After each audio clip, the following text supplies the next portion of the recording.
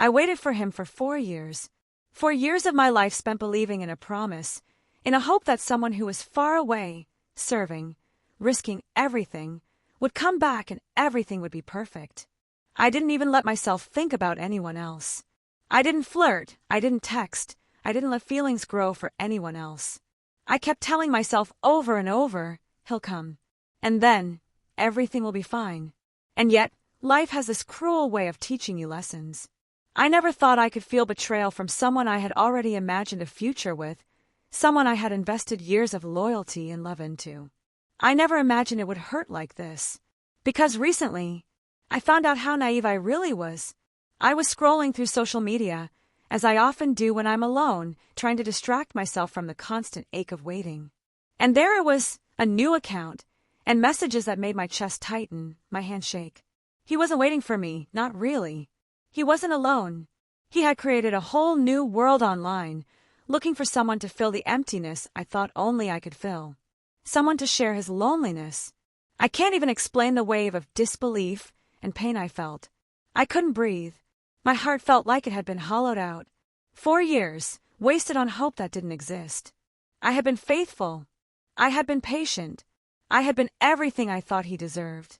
And yet, here I was, seeing him search for love elsewhere. I sat there frozen, staring at the screen, unable to move, unable to think. My chest hurt, my stomach was twisted in knots, and tears started to blur my vision.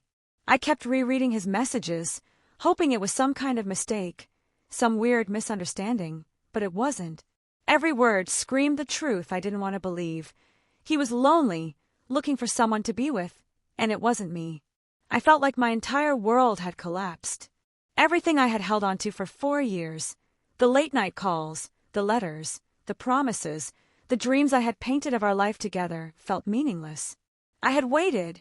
I had sacrificed. I had trusted. And he had moved on without me, in secret, while I was still counting the days until his return. I didn't know what to do at first. Should I message him? Should I confront him? My mind was spinning with anger, hurt, disbelief, and a strange sense of humiliation. How could he do this? How could he look for someone else when I had been here, faithful, waiting, believing? And then a wave of self-doubt hit me, crueler than the betrayal itself. Was I not enough? Was my love not enough? Had I misread everything? I felt small, foolish, almost invisible in the shadow of his lies. For the first time in years, I realized that my loyalty, my patience, my faith, it hadn't protected me. And it hadn't mattered to him. I couldn't stop shaking. I paced my small apartment, my mind replaying every memory, every conversation, every moment I thought meant something. I kept asking myself the same question. How could I have been so blind? I thought about the nights I stayed awake, imagining him back home, imagining us together, dreaming of the day he would finally hold me in his arms. And now, all those nights felt like a cruel joke. I had given him my heart completely, and he had quietly, secretly, built another life without me, even if it was just online, even if it was only looking for someone. Anger surged through me next. Hot, bitter, consuming. I wanted to scream, to throw things, to hurt. But the sadness followed closely, an equally heavy weight pressing down on me. I realized I was angry at him, yes, but also at myself. I had trusted so completely.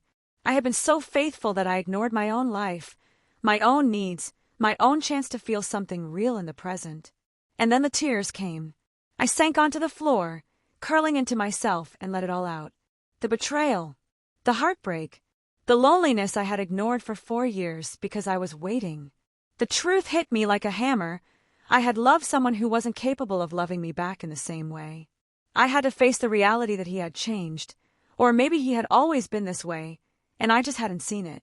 And yet, despite the pain, a small, stubborn part of me still wanted him back. I hated that I felt it, hated myself for it, but I couldn't turn it off. Love didn't disappear with a click on a screen. The next few days were a blur. I couldn't eat, couldn't sleep properly, couldn't focus on anything except him and what I had just discovered. Every notification on my phone made my heart skip. Every message seemed like it might be from him, even though I knew it wasn't. I felt trapped in a loop of pain and disbelief, unable to escape my own thoughts. I tried to talk to my friends, but the words wouldn't come out. How do you explain that the person you trusted completely, the person you built your life around in your mind, had quietly betrayed you? Their well-meaning advice felt distant, even naive. No one could understand the quiet, crushing weight of 4 years of waiting being shattered in an instant. I kept going back to his messages, reading them over and over, hoping to find some clue that it wasn't real, some hint that he still cared. But there was nothing. The words were clear, cold, and deliberate. I realized that what I had imagined as love, as loyalty, had been one-sided. And that realization was more painful than anything else. And yet, even in the middle of the storm, I felt a flicker of something new. Anger, yes, but also a strange kind of clarity. For the first time in years, I could see myself as separate from him. My life had been on pause while I waited. Maybe it was time to start living it again, even if it meant facing the emptiness he left behind. It started with small things. I went for a walk without my phone, just to breathe and let the world move around me. I called my friends, not to vent, but to reconnect, to remind myself that life existed outside of him. I even went to a cafe I hadn't visited in years, sat with a notebook, and let my thoughts spill onto the pages. Every little step felt monumental. I realized how much of my life I had paused for him, my friends, my hobbies. Even my own happiness had taken a back seat while I waited. And now, with the betrayal fresh and raw, I had no choice but to reclaim them. But it wasn't easy. Every song I heard, every place I went, every message notification made me think of him. I wanted to scream at him, to confront him, to demand an explanation, but the truth was already there in black and white. He had moved on, even if only partially, and I had to face it. Still, amidst the hurt, there was a quiet strength beginning to grow inside me. I realized that waiting for someone who wasn't faithful had not only been painful, it had been a lesson. A lesson in self-respect, in boundaries, in the necessity of valuing yourself even when love asks for everything. And as I walked through the city that afternoon, notebook in hand, I made a silent promise to myself. I would grieve, I would hurt, but I would not disappear. I would live, and slowly, painfully, I would learn to love myself again. The nights were the hardest. That's when the silence was loudest, and my thoughts became unbearable. I kept replaying memories, trying to pinpoint the moment I should have seen it coming, trying to figure out how I had been so blind. Every little detail I had ignored over the years now seemed like a sign I had missed. I hated myself for it. I hated myself for trusting him so completely, for giving him 4 years of my life without hesitation, for believing in a promise that clearly wasn't meant to be kept. And yet, I couldn't stop loving him. That part of me, stubborn, naive, hopeful, refused to die, no matter how many times reality hit me in the face. I began to question everything about love and loyalty. Was I foolish for being faithful? Was I weak for feeling pain now? Could someone be loyal for so long only to be left in the dust, a casualty of someone else's loneliness? Anger came in waves. I wanted to reach out, demand answers, make him feel a fraction of what I felt. But I knew it wouldn't change anything. He had made his choices, and somehow, even through the betrayal, I still cared about him, because love isn't something you can turn off with a single discovery. Sleep eluded me. I cried alone in the dark, whispered my heartbreak to the empty room, and tried to convince myself that one day, maybe I would heal. That one day, I would stop wondering why him and start focusing on me. The days began to blend together, each one carrying the same ache. But slowly, I started doing things for myself, small, almost imperceptible actions that reminded me I existed outside of him. I bought a book I had been wanting to read for months. I went to a yoga class, just to feel my body moving, just to remember what it was like to be present in myself. I even started listening to music I hadn't touched in years, songs that made me feel alive again. Some days I danced in my room, letting the rhythm push the sadness out of my body, even if only for a few minutes. And yet, there was still a quiet, stubborn part of me that wanted to confront him. Not to beg, not to plead, but to release the anger and confusion trapped inside me. I wanted closure, but I also knew that closure wouldn't come from him. It had to come from me. With every small act, I began to reclaim a piece of myself that had been dormant for 4 years. I remembered who I was before I loved him, before I waited, before I let my life revolve around someone else. And it was painful, yes, but also liberating. I realized that my heartbreak didn't have to define me. It was a chapter, not the whole story. And slowly, painfully, I started to believe that maybe, just maybe, I could survive this, and even find happiness again. I started thinking about trust, how easily it can be broken, how fragile it really is. For 4 years, I had trusted him completely, given him everything I had, and now that trust lay shattered, like glass on the floor. I realized that no matter how much love I gave, it wasn't enough to keep someone who wasn't fully committed. The more I reflected, the more I understood that my heartbreak wasn't just about him, it was about me. About the version of myself that had been waiting in the shadows, putting her own life on hold, believing that patience alone would be rewarded. I had put all my hope into someone else, and in doing so, I had forgotten myself. It was a painful lesson, but a necessary one. I needed to learn that love isn't about waiting for someone to come back. It's about being with someone who is present, who chooses you every day, who doesn't look for something else when you're not around. And so, slowly, I started setting boundaries for my own heart.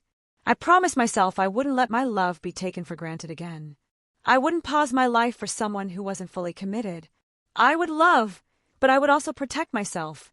And in that protection, I began to feel the tiniest spark of hope for a future where I could truly be happy. I started imagining a life without him, not out of bitterness, but as a way to see that there could be something beyond this heartbreak. I pictured mornings where I didn't wake up aching for a message or a call, where I could pour my energy into my own dreams instead of waiting for someone else. I began making plans, small ones at first. A weekend trip alone, a new class to take, even just a day spent exploring parts of a city I'd ignored while waiting. Each plan felt like a tiny rebellion against the pain, a quiet affirmation that my life didn't have to revolve around him anymore. And yet, even as I took these steps, part of me remained tethered to him, the version of me that had loved blindly, hoped endlessly, and believed in a future that no longer existed. It was strange, this duality, grief and freedom existing side by side, like two opposing currents pulling me in opposite directions. But with each small act of independence, the pull of grief weakened, just a little. I started to feel a sense of empowerment, a feeling I hadn't known in years. For the first time, I realized that the life I had imagined with him might never come, but a life fully my own could be even better. It wasn't an instant transformation. Some days, I still broke down, cried over the betrayal, and questioned my worth. But increasingly, those days were punctuated with moments of clarity and strength. I realized that my value wasn't tied to someone else's choices. It had always been inside me, waiting for me to reclaim it. I started surrounding myself with things that reminded me of who I was, not who I had been waiting for. Old hobbies, long-forgotten passions, and even new experiences that made me feel alive again. I volunteered for a cause I cared about, joined a local art class, and began reconnecting with friends I had drifted away from. Every interaction, every small victory, reminded me that I could exist independently and beautifully without him. For the first time in years, I felt a strange sense of joy. Not the hollow joy of distraction or temporary excitement, but a steady, quiet happiness that came from knowing I was reclaiming my life. I realized that I had been waiting for love outside myself, but the love I truly needed had been within me all along. Even now, when memories of him surfaced, I allowed myself to feel them, but without letting them control me. I could grieve and still move forward. I could remember and still choose myself. And in that balance, I started to find peace. I realized that part of healing meant forgiveness, but not for him. I didn't need to forgive him for what he did. He had already shown his true self. The forgiveness I needed was for me, for believing blindly, for giving all my time and energy to someone who didn't deserve it. It wasn't easy. Some nights, the anger would flare up again, and I would question why I had trusted so completely. But slowly, I learned to let those feelings exist without letting them define me. I allowed myself to feel hurt, betrayed, and disappointed, but I refused to let those emotions dictate my future. I started journaling my thoughts, pouring everything onto the page, my fears, my hopes, my frustrations. Writing became a release, a way to untangle the knots of emotion that had formed over 4 long years. Each page reminded me that I was reclaiming control over my own narrative. And with that control came freedom. Freedom to dream again. Freedom to imagine relationships built on mutual respect and genuine care. Freedom to love myself first, without compromise.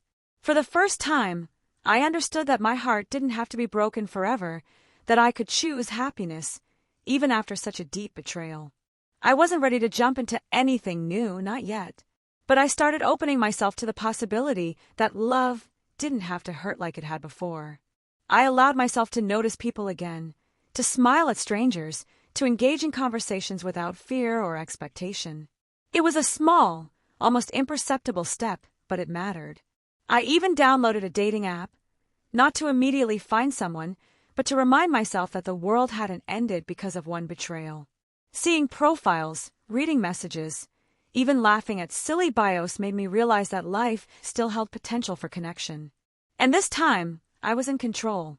I could set boundaries, take things slow, and protect my heart while still allowing it to grow. The past was still there, like a shadow lingering at the edges of my happiness. But instead of letting it haunt me, I started using it as a guide. I knew what I wanted and, more importantly, what I wouldn't settle for. I could still hope, still dream, still love, but this time, with my eyes wide open.